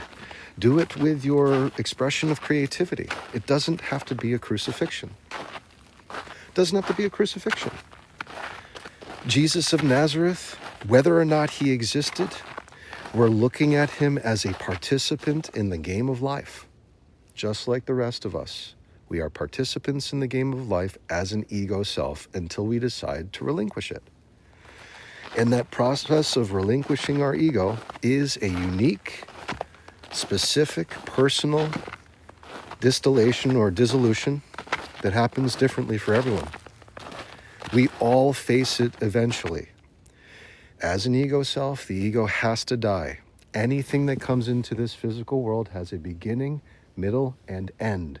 No exceptions. So you either become one with spirit, or you start to continue, or you continue on your path of beginning, middle, and end as a thing. That's it. And so, Rob says, wrong. See, this is thank you for following Nail Rehab. Sunflower Goddess Infinite asks, have you always been awakened, even as a child? So this is beautiful. This question is answered in that we all came from Source. And we all decided to play this game. As I mentioned before, we were competing against 250 million other competitors to make it to the cosmic egg, to be given the Earth life experience as human, which is the pinnacle of consciousness and form. So we've always been awakened. In fact, all of us have illumination as the source of our creation. However, our detachment from that through personal desire to create an ego happens differently for everyone. However, I do believe we all experience it, but we have the awakened self fueling our life experience right now. So I, as William Vincent Carlton, have a huge pain body with tons of erroneous life experiences, tons of mistakes. I've lived as a vagabond. I've lived as a homeless man. I've lived as an expat who was on the verge of life and death. I've lived as a husband who was adulterated and abandoned. I've lived as a man who fell down the stairs and broke a lot of his bones and didn't know if he would make it back. I've lived as a man who was in fatal car accidents that somehow came out of it. These experiences were crazy, the large majority of them. And I've also had beautiful experiences. Seeing the birth of my children. I've witnessed their conception, felt it, felt manifestation, felt my prayers become realized. I saw the love of a woman's eyes in a way that I've never seen before, and feeling like I had some intimate connection with that, something to do with it. I listened to the first laugh of my children, the first time that they ever ran from me and I chased them and roughhoused with them. These experiences, they pass by. My first baseball games, winning and losing them. My first video game, winning and losing them.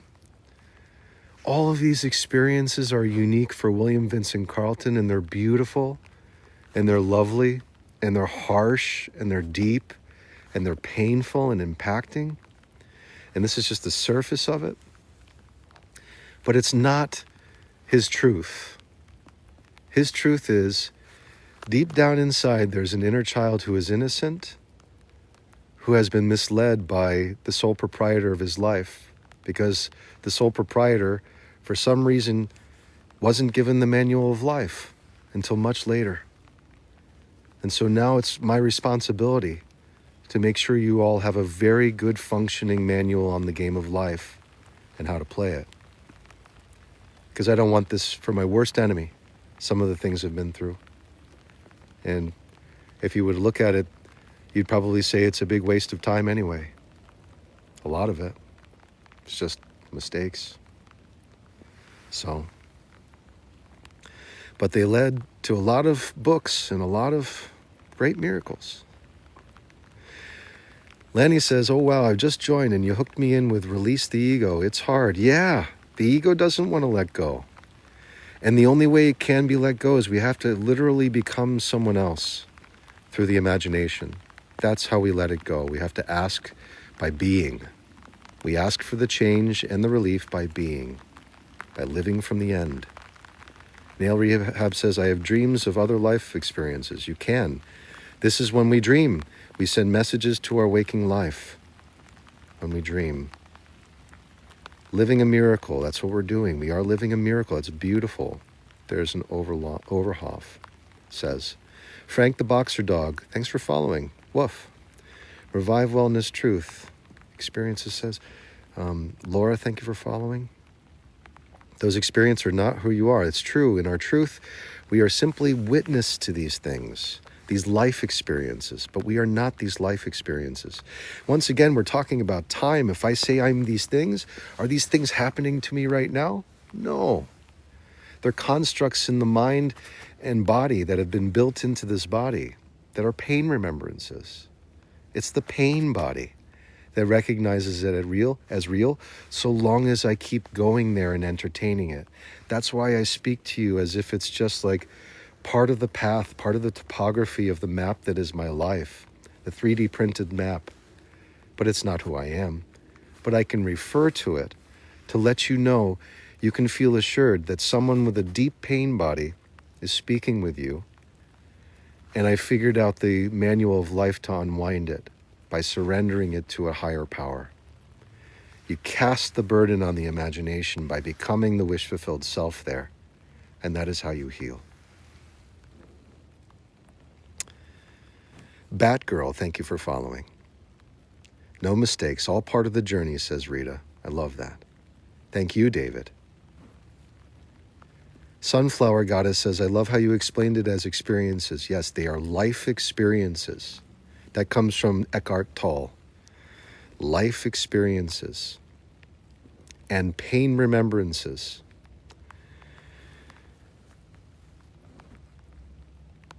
There's Overhoff says, you're lit. Thank you. I'm also lit on anandamide right now. Folks were worried about whether or not I would have warmth in my body. I'm doing great. Anandamide is taken over, a naturally produced endocannabinoid by the body and mind. Margie says, hi, nice to see you again. Great to see you, Margie. Corey, thank you for following. Anna says, how do you heal again? Sure, Anna, we'll do it. No problem. Healing is as follows. Let's start with the technique that I've been giving to people that works great. Close your eyes, take a deep inhale through the nose. Imagine before you a birthday cake lit. Blow it out with your out breath. Watch all the candles go out. Breathe normally. Now, as the light comes back on in the room, imagine you living your wish-fulfilled self, everything you desire, all the possessions you want, perfect health, however you want to be physically. I also want you to see people around you who would be affected by your perfect wish fulfillment and what they would be saying to you, the conversations you would be having, the joyous exchanges. And I want you to just build upon this for as long as you feel comfortable. And once you're done adding all of these details, it doesn't have to be too crazy. I just want you to get into the feeling that you're using the imagination. And the birthday cake resets your nervous system so that you don't get that mental noise. If the mental noise comes in again, you simply can say, I cast this noise on the intelligence within and go free.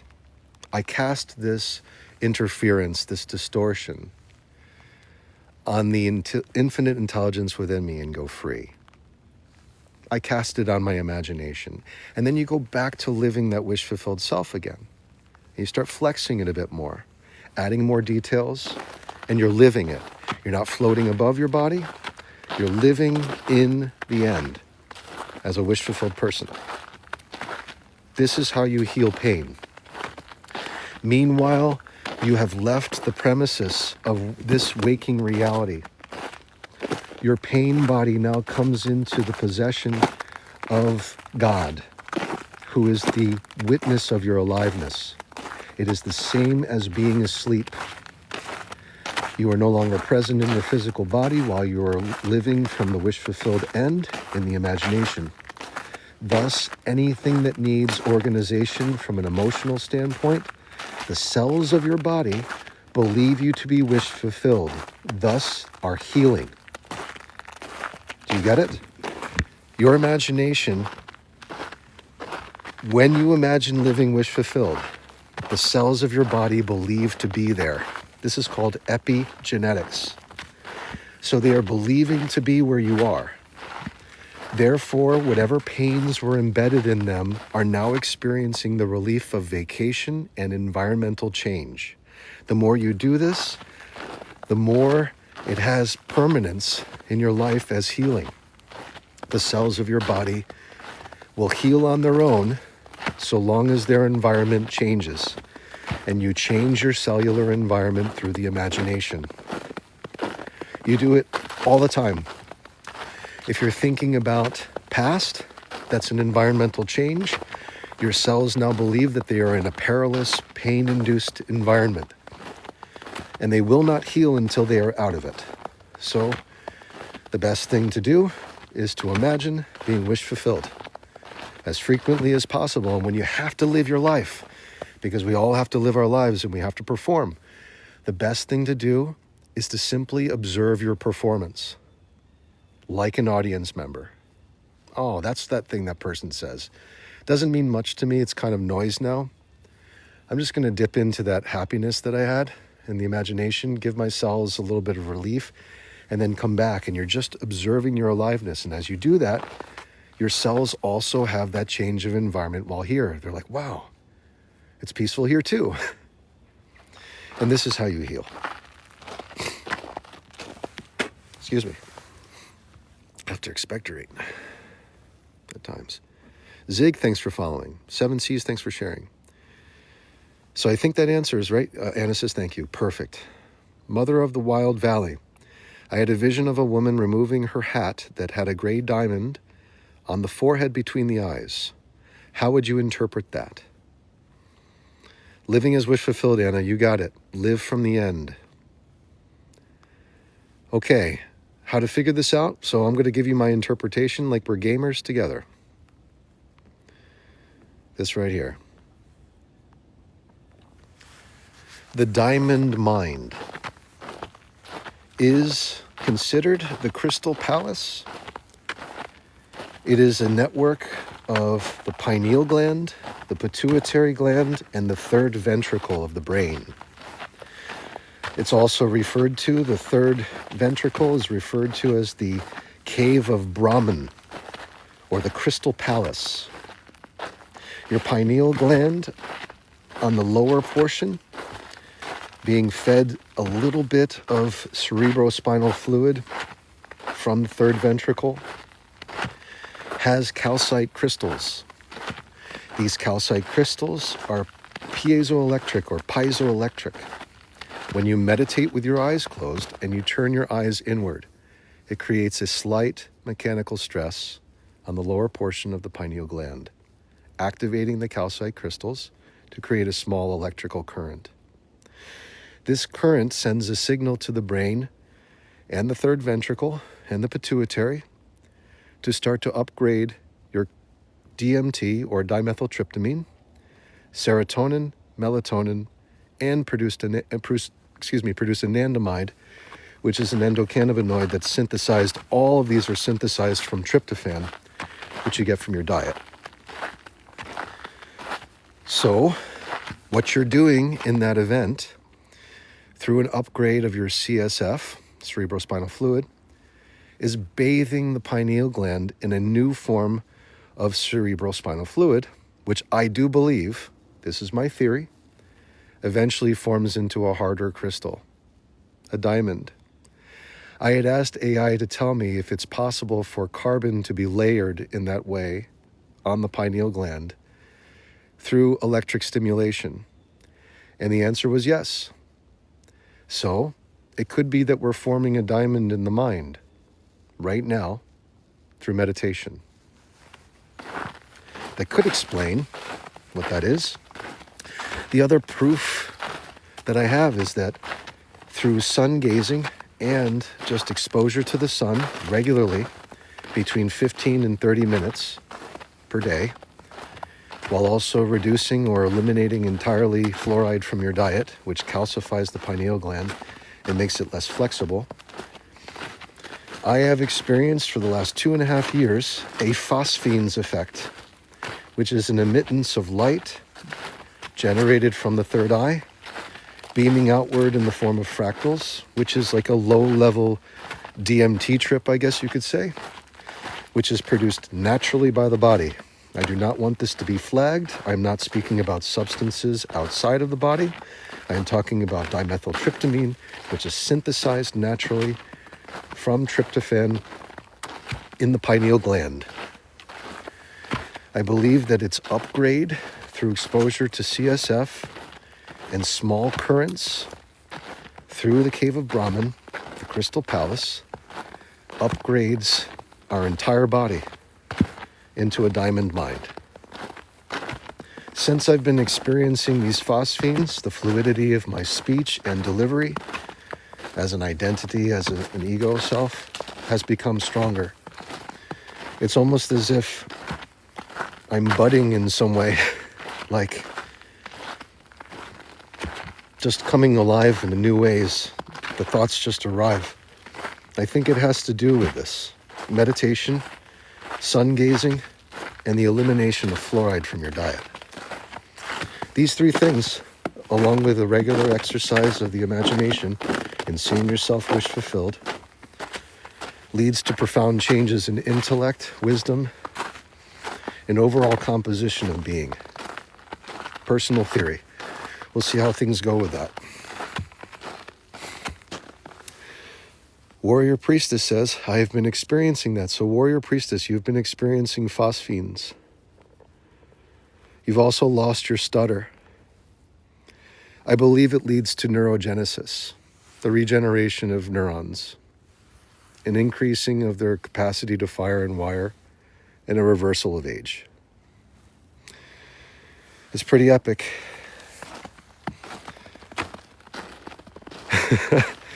Pelio says, you are literally lit. I am.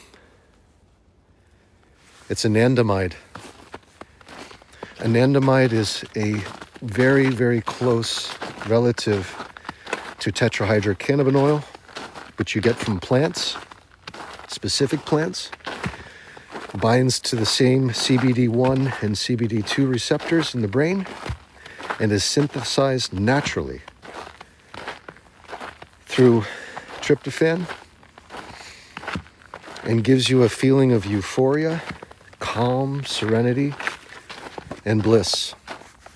And this is facilitated with turmeric and piperine from black pepper.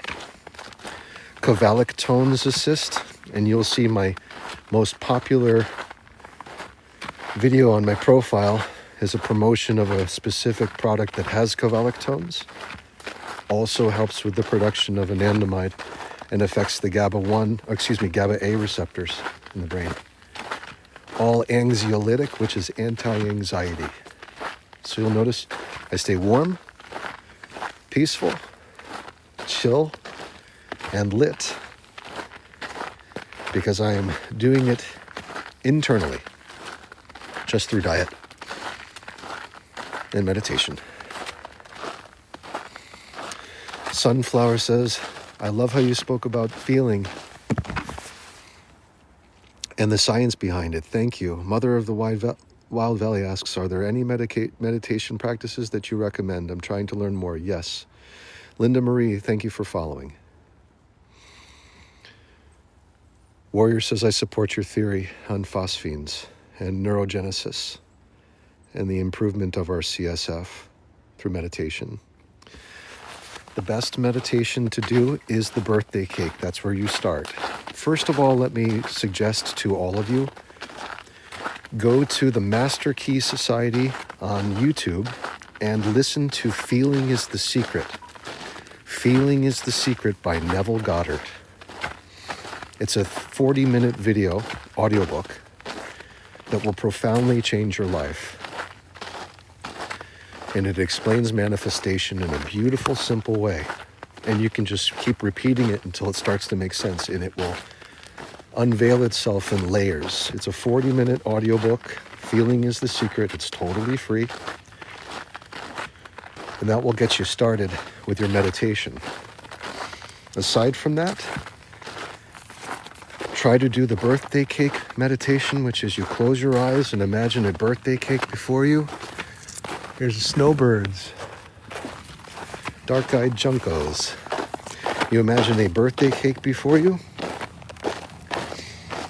You take a deep breath through the nose and blow out the candles in your mind. You take a deep breath through the nose and blow out the candles in your mind. This details as far as living from the end as a wish-fulfilled self. Goddard, yeah, this is the way to go. Feeling is the secret. We got our friends here. Hello, guys. These are house sparrows, and they want treats. So let's give them some treats, shall we? Let me set up the camera for our beautiful sparrows. Okay, guys. Just a sec here. We got pals who want to come over and eat.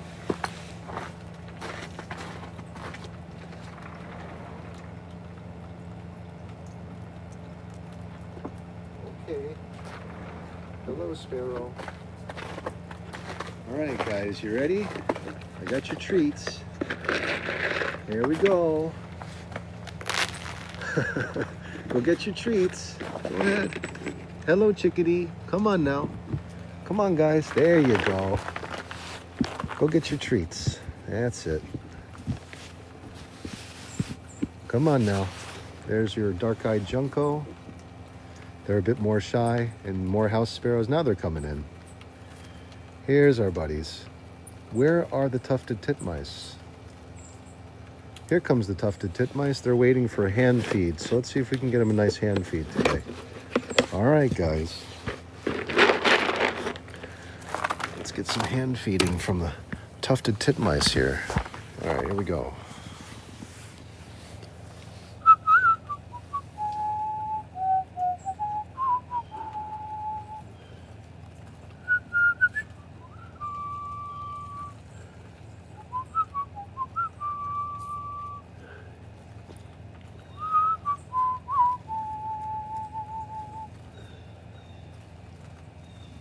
Got a nice black-capped chickadee on the feeder right now, or just was there. Come on, guys. Come on over.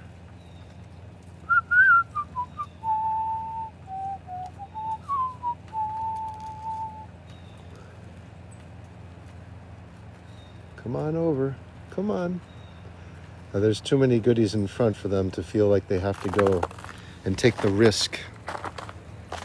So that's okay. All right, let's throw these out there. There you go. So go check out Neville Goddard's Feeling is the Secret. King Balder, thanks for the follow. And just know that meditation, it's basically a meditation in an audiobook. Then do the birthday cake meditation, which is you're imagining a birthday cake before you. Deep inhale, you blow out the candles. That resets your nervous system. Then read How to Love by Thich Nhat Hanh. You can read it in a single sitting in like 15 minutes. It's called How to Love by Thich Nhat Hanh. And this will teach you how to be present by doing monitoring of your breathing. And that will be a great way to begin. The birds just said thank you, lol. Yeah, they did, AHD. We got our pals here. We got the snowbirds, we got the house sparrows, the chickadees, and the tufted titmice. And they're all coming for their goodies now. So I'm going to leave you all with that. I'm going to leave you all. Thank you, Susan. Thank you to all of you who have viewed today. What a wonderful collective we have here. What a special moment. This is also from How to Love. Thich Nhat Hanh says, just to say, regardless of what happens with the conversation and exchange, you say, this is a good moment. This is a really good moment. Thank you for all the love, the 29,000 likes that came through. Garrett says, Om Sai Ram to you. All is one. Yan and Ying, thank you for your incredible contributions. All of you who followed, liked, subscribed to YouTube, said so many kindnesses, asked so many poignant questions, had the patience to listen to my explanations of consciousness. Thank you, Pip. Sherry, thanks for following. God bless you too. Anna, all is well, and we are so blessed. Take this momentum and continue to see yourself living from the end as wish fulfilled. Enjoy your beautiful day. Expect this post as well as 2 others up on YouTube. I'll be dedicating time to that today. So thank you so much. Wendy, you are awesome. Mel, thanks for following. And Mother of the Wild Valley, you also have a wonderful day. Warrior Priestess, thank you. Thank you for all of your kindness, all of your wisdom. Kate, thanks for following. Thank you, Peleos, for YouTube subbing. Enjoy, everyone. You are this infinite intelligence and truth. Have fun knowing this in all your conversations today. Put it to the test and see how much relief it gives you. God bless you. Namaste. Until next time. Thank you, Tracy. Thank you, everyone. I love you all.